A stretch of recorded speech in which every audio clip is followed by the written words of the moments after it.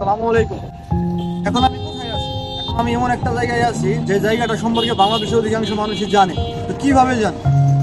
বর্তমানে আমি যেখানে আছি শহীদ আবু সাইদ চত্বর, একটু জুম করে দেখাও। এটা হলো শহীদ আবু সাইদ চত্বর।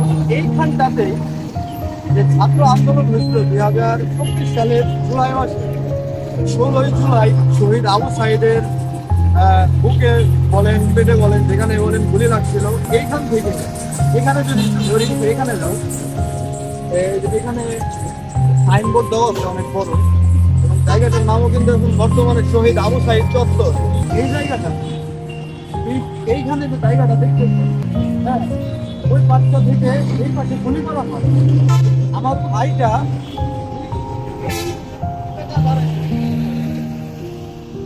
জায়গাটা এক্সপ্লোর করলাম। তো এইখানে দাঁড়ায় আমার যতটুকু মনে হইতেছে যে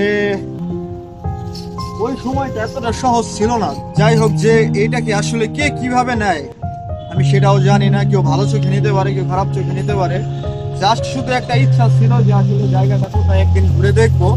আজকে ইচ্ছাটা পূরণ হইলো। আর আসলে কিছু বলার ছিল না। আমি ভিডিওটা আর লং করবো না, কারণ এটাতে অনেক নয়েজ আসতেছে। কথা কি বলতেছি ভালো মতো বোঝা যাইতেছে কিনা তাও জানি না। এখানে শেষ করে দেবো। তো সবাই ভালো থাকেন, সুস্থ থাকেন। আল্লাহ হাফিজ।